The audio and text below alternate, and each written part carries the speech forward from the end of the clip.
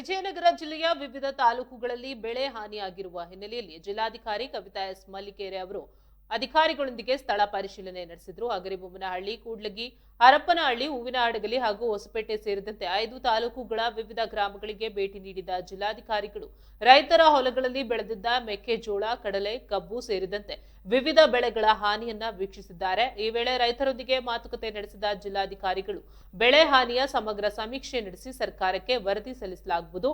ಅರ್ಹ ರೈತರಿಗೆ ನಿಯಮಾನುಸಾರ ಪರಿಹಾರ ಹಾಗೂ ಬೆಳೆ ವಿಮೆ ಸೌಲಭ್ಯ ದೊರಕುವಂತೆ ಕ್ರಮ ಕೈಗೊಳ್ಳಲಾಗುವುದು ಎಂದು ಭರವಸೆ ನೀಡಿದರು. ಬೆಳೆ ಹಾನಿಯಿಂದ ಸಂಕಷ್ಟಕ್ಕೆ ಸಿಲುಕಿರುವ ರೈತರು ಆದಷ್ಟು ಬೇಗ ಸಂಬಂಧಪಟ್ಟ ಅಧಿಕಾರಿಗಳಿಗೆ ಅರ್ಜಿ ಸಲ್ಲಿಸುವಂತೆ ಮನವಿ ಮಾಡಿದ ಅವರು ಕೃಷಿ ಇಲಾಖೆ ಹಾಗೂ ಕಂದಾಯ ಇಲಾಖೆಯ ಅಧಿಕಾರಿಗಳಿಗೆ ಸಮೀಕ್ಷೆ ಕಾರ್ಯವನ್ನ ತ್ವರಿತಗೊಳಿಸುವಂತೆ ಸೂಚಿಸಿದರು.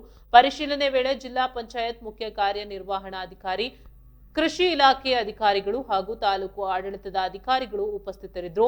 ಹಗರಬೊಮ್ಮನಹಳ್ಳಿಯ ತಾಲೂಕಿನಲ್ಲಿ ರೈತರು ಹಾಗೂ ಸಮಸ್ಯೆಗಳನ್ನ ಜಿಲ್ಲಾಧಿಕಾರಿಗಳ ಮುಂದೆ ಮನಬಿಚ್ಚಿ ಹೇಳಿಕೊಂಡಿದ್ದಾರೆ. ಈ ವೇಳೆ ತಹಶೀಲ್ದಾರ್ ಕವಿತಾ ಅವರು ಯಾವುದೇ ಸಮಸ್ಯೆ ಅಥವಾ ಅನ್ಯಾಯ ಕಂಡು ಬಂದರೆ ನೇರವಾಗಿ ತಮ್ಮ ಗಮನಕ್ಕೆ ತರಬೇಕು ಎಂದು ರೈತರಿಗೆ ಮನವಿ ಮಾಡಿದ್ರು. ಗುಳೆ ಹೋಗುವ ಪರಿಸ್ಥಿತಿಯಲ್ಲಿರುವ ರೈತ ಕುಟುಂಬಗಳ ಮಕ್ಕಳ ಶಿಕ್ಷಣಕ್ಕೂ ಸರ್ಕಾರದ ವತಿಯಿಂದ ಅಗತ್ಯ ನೆರವು, ಹಾಸ್ಟೆಲ್ ಸೇರಿದಂತೆ ಅಗತ್ಯ ಸೌಲಭ್ಯಗಳನ್ನು ಕಲ್ಪಿಸಲು ಪ್ರಯತ್ನಿಸಲಾಗುವುದು ಎಂದು ಜಿಲ್ಲಾಧಿಕಾರಿಗಳು ಭರವಸೆ ನೀಡಿದ್ದಾರೆ.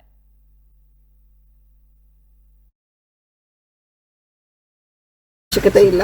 ಸೊ ನಾವು ಪ್ರತಿ ತಾಲೂಕಲ್ಲೂ ಎರಡೆರಡು ಪ್ಲೇಸಸ್ನ ಸೆಲೆಕ್ಟ್ ಮಾಡಿದ್ದೀವಿ. ಇವತ್ತು ಫುಲ್ ನಮ್ಮದು ಎಲ್ಲ ಫೀಲ್ಡ್ ವಿಸಿಟ್ ಇದೆ. 65% -65 ಇದೆ. ಮೇಡಮ್, ಸಿಎಂ ಅವ್ರ ಜೊತೆ ಭೇಟಿ ಆದಂಥ ಸಂದರ್ಭದಲ್ಲಿ ವಿಜಯನಗರ ಜಿಲ್ಲೆಯ ಪ್ರಸ್ತಾಪ ಆಯಿತು. ಸಿಎಂ ಅವರು ಹೌದು, ಸಿಎಂ ಅವರು ಇದನ್ನ ಡೆಫಿಸಿಟ್ ಅಂತ ಅವರು ಇದು ಮಾಡಿದ್ದಾರೆ. ಸೊ ಅದಕ್ಕೋಸ್ಕರ ಗ್ರೌಂಡ್ ಟ್ರೂತಿಂಗ್ ಮಾಡ್ಕೊಂಡು ರಿಪೋರ್ಟ್ ಕಳಿಸಿ ಆದಷ್ಟು ಬೇಗ ಅಂತ ಹೇಳಿದ್ದಾರೆ. ಹಾಗಾಗಿ ನಾವು ಇದು ಒಂದು ವಿಜಯನಗರ ಜಿಲ್ಲೆಯಲ್ಲಿ ಫೋಕಸ್ ಮಾಡಿದ್ರು ಅಂತ ಮಾಹಿತಿ. ಯಾಕಂದ್ರೆ ಇಲ್ಲೇ ಲಾರ್ಜೆಸ್ಟ್ ಡೆಫಿಸಿಟ್ ಇರೋದು. ಇಡೀ ನಮ್ಮ ಕರ್ನಾಟಕಾದ್ಯಂತ ಲಾರ್ಜೆಸ್ಟ್ ಡೆಫಿಸಿಟ್ ಅಂದ್ರೆ ವಿಜಯನಗರ ಜಿಲ್ಲೆ. ಮಳೆ ಕೊರತೆ ಇರೋದು, ತೀವ್ರ ಮಳೆ ಕೊರತೆ ಇಲ್ಲ. ನಮ್ಮ ಎಲ್ಲ ವಿಜಯನಗರ ಪೂರ್ತಿ ಇದನ್ನು ಕವರ್ ಮಾಡ್ತೀವಿ. ನಮ್ಮ ಜಿಲ್ಲೆಯಲ್ಲಿ 70% ಗುಳೆ ಹೋಗಿದೆ. ಇಲ್ಲ, ಅದಕ್ಕೋಸ್ಕರ ನಾನು ಇಲ್ಲಿ ಮಾತಾಡಿದೆ. ಮಕ್ಕಳನ್ನ ನೀವು ಹೋಗ್ಬಾರ್ದು. ಈಗ ನರೇಗಾದ ವರ್ಕ್ ಸ್ಟಾರ್ಟ್ ಆಗಿದೆ. ಇದು V B Ramji work start ಆಗ್ತಾ ಇದೆ. ಸೊ ನಾನು ಎಲ್ಲರಿಗೂ ಮನವಿ ಮಾಡ್ಕೊಳ್ತೀನಿ, ನಮ್ಮಲ್ಲೇ ನಮ್ಮ ಪಂಚಾಯತ್ ವತಿಯಿಂದ ಕೆಲಸಗಳು ಸಿಗುತ್ತೆ, ದಯವಿಟ್ಟು ಇಲ್ಲೇ ಇರಿ. ಮಕ್ಕಳನ್ನ ಹೋದ್ರೂ ಸಹ ಮಕ್ಕಳನ್ನ ನೀವು ಕರ್ಕೊಂಡು ಹೋಗ್ಬೇಡಿ. ನೀವು ಮಕ್ಕಳ ಲಿಸ್ಟ್ ನಮ್ಮ PDOಗೆ ಅಥವಾ ನಮ್ಮ ಸಂಬಂಧಪಟ್ಟ ಅಧಿಕಾರಿಗಳಿಗೆ, ಟೀಚರ್ಸ್ಗೆ ಕೊಟ್ಟರೆ ನಾವು ಬೇರೆ ಹಾಸ್ಟೆಲಲ್ಲಿ ಎಲ್ಲರ ಇರೋದಕ್ಕೆ ನಾವು ವ್ಯವಸ್ಥೆ ಮಾಡಿಕೊಡ್ತೀವಿ. ಬೇರೆ ಕಡೆ ಇಲ್ಲೇ ಅಂತಲ್ಲ, ಬೇರೆ ಕಡೆ ಬೇರೆ ಹಾಸ್ಟೆಲಲ್ಲಿ ಎಲ್ಲಿ ಇದೆ ಎಲ್ಲಾದ್ರೂ ಮಾಡ್ತೀವಿ ಹಾಸ್ಟೆಲಲ್ಲಿ. 5ನೇ ಕ್ಲಾಸ್ ಈಗ 1ನೇ ಕ್ಲಾಸ್ ಪ್ರಾಥಮಿಕ ಹಂತದಲ್ಲೇ ಅವ್ರಿಗೆ ಎಜುಕೇಶನ್ ಸಿಗ್ತಾ ಇಲ್ಲ. ಅದಕ್ಕೆ ಅವರು ಎಲ್ಲರೂ ಗುಳೆ ಹೋಗೋ ಅವಶ್ಯಕತೆ ಇಲ್ಲ. ಹೋದ್ರೆ ಅವರು ಮನೆಯಲ್ಲಿ ಯಾರನ್ನಾದ್ರೂ ಬಿಟ್ಟು ಹೋಗ್ಬೇಕಾಗುತ್ತೆ. ಮಕ್ಕಳ ಎಜುಕೇಶನ್ ಇಂಪಾರ್ಟೆಂಟ್ ಇದೆ. ಸ್ಟಾರ್ಟ್ ಆಗಿದೆ. ಆ್ಯಕ್ಚುಲಿ ಇವತ್ತು 4,000 ಜನ ಇಂಗೇಜ್ ಆಗಿದೆ. ಯುಕ್ತ ದರನಲ್ಲಿ ಕ್ರಿಯಾ ಯೋಜನೆ ಅಪ್ರೂವ್ ಆಗ್ತಾ ಇದೆ. ನಮ್ಮ ಇವಾಗ ಸದ್ಯಕ್ಕೆ 318 ಕಾಮಗಾರಿ ಇದ್ದಾವೆ. ಈ ಇವಾಗ ಊರಿನಲ್ಲಿ ಕೂಡ ನಾವು ಕ್ರಿಯಾ ಯೋಜನೆ ಅಪ್ರೂವ್ ಮಾಡಿ ನಾಳೆ ನಾರಿದಿಂದ ಜಾಸ್ತಿ ಜನ ಸೇರಿಸಬಹುದು. 10,000-15,000 ಜಿಲ್ಲೆನಲ್ಲಿ. ಆಮೇಲೆ ಈಗ ರೀಸೆಟ್ಟಿಂಗ್ ಜುಲೈ 1 ಶುರು ಆಗಿದೆ. ಈ ತಿಂಗಳು 25 ತಾರೀಕು ನಂತರ ಮ್ಯಾಕ್ಸಿಮಮ್ ಜನ ಸೇರಿಸಬಹುದು ಅಂತ. ಈಗ ಕುಡಿಯೋ ನೀರಿನ ಸಮಸ್ಯೆ ಎಲ್ಲಾದರೂ ಉದ್ಭವ ಆಗಿದೆ ವಿಜಯನಗರ? ಸದ್ಯಕ್ಕೆ ಇವಾಗ ಕುಡಿಯೋ ನೀರ್ದು ನಾವು ಬೋರ್ವೆಲ್ ಹೈರಿಂಗ್ ಮುಖಾಂತರ ಮ್ಯಾನೇಜ್ ಮಾಡ್ತಿದ್ದೀವಿ. ನಮ್ಮ ಜಿಲ್ಲೆನಲ್ಲಿ 46 ಬೋರ್ವೆಲ್ ಹೈರ್ ಮಾಡಿದ್ದೀವಿ 36 ವಿಲೇಜ್ನಲ್ಲಿ. ಸ್ಪೆಷಲಿ ಅರಸೀಕೆರೆ ಭಾಗದಲ್ಲಿ ಜಾಸ್ತಿ ಸಮಸ್ಯೆ ಇದೆ. ಬಾಕಿದ್ದು ಇವಾಗ ಸದ್ಯಕ್ಕೆ ಇಲ್ಲಿ ಕುಳ್ಳಿಗಿ ತಾಲೂಕಿನಲ್ಲಿ ಪವಾಗರ ಸ್ಕೀಮ್ದಿಂದ ನೀರು ಕೊಡ್ತಾ ಇದ್ದೀವಿ. ಅದು ಇವಾಗ ನೀರು ಶುರು ಆಗ್ತಾ ಇದೆ, ನಡೀತಾ ಇದ್ದಾವೆ. ಕುಳ್ಳಿಗಿ ತಾಲೂಕಿನಲ್ಲಿ ಸಮಸ್ಯೆ ಇಲ್ಲ ಸದ್ಯಕ್ಕೆ. ಹಾಸ್ಪಿಟಲ್ನಲ್ಲಿ ಕೂಡ ಅಷ್ಟು ಇಲ್ಲ. ಬಟ್ ಹರಪ್ನಲ್ಲಿ ಅರಸೀಕೆರೆ ಭಾಗದಲ್ಲಿ ಇದೆ. ಅದು 2 ತಿಂಗಳಿಂದ ಖಾಸಗಿ ಬೋರ್ವೆಲ್ ಮುಖಾಂತರ ಸಪ್ಲೈ ಮಾಡ್ತೀವಿ. ಸರ್, ಈ ಗುಳೆ ಹೋದ ಮಕ್ಕಳು ಶಾಲೆ ವಿಚಾರವಾಗಿ ಅದಾಗೆ ಆ್ಯಕ್ಚುಲಿ 2 ದಿನ ಮುಂಚೆ ನ್ಯೂಸ್ ಪೇಪರ್ನಲ್ಲಿ ಕೂಡ ಬಂದಿತ್ತು. 1 ಲೆತ್ ರಿಪೋರ್ಟು ಕಮಲಾಪುರದಿಂದ ಹೋಗಿದೆ ಅಂತ. ಅದ ನಂತರ ನಾವು ಎಲ್ಲ PDO ಮತ್ತು EOಗೆ ಡೈರೆಕ್ಷನ್ ಕೊಟ್ಟಿದ್ದೀವಿ. BO ಜೊತೆಗೆ ಊರು ಹೋಗಿ ಒಂದು ರಿಪೋರ್ಟ್ ಕೊಡಿ ಅಂತ. ಅದ ನಂತರ DC ಮೇಡಮ್ ಹೇಳಿದಾಗ ನಾವು ಕೂತ್ಕೊಂಡು ಏನು ವ್ಯವಸ್ಥೆ ಮಾಡಬಹುದು ಅಂತ, ಹಾಸ್ಟೆಲ್ನಲ್ಲಿ ಸೇರಿಸಬಹುದಾ ಅಥವಾ ಈ ಥರ ಪ್ರಯತ್ನ ಮಾಡೋದಂತ ನಾವು ತೀರ್ಮಾನ ಮಾಡಿದ್ದೀವಿ. ವೀಕ್ಷಕರೇ, ಇವತ್ತು ವಿಜಯನಗರ ಜಿಲ್ಲೆಯಾದ್ಯಂತ ಬರಪೀಡಿತರಾಗಿ ವಿಜಯನಗರ ಜಿಲ್ಲೆ ಕಾಣಿಸ್ತಾ ಇದೆ.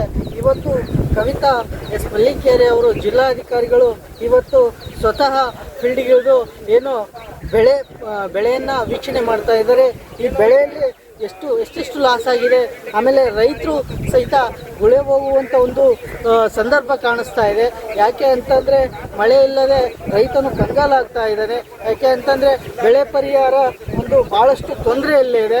ಯಾಕೆ ಅಂತಂದರೆ ಬೆಳೆ ಪರಿಹಾರ ಸಿಕ್ಕದಂತೆ ಈಗ ರೈತನು ಸಹ ಭಾಳಷ್ಟು ಮನನೊಂದ್ತಾ ಇದ್ದಾರೆ.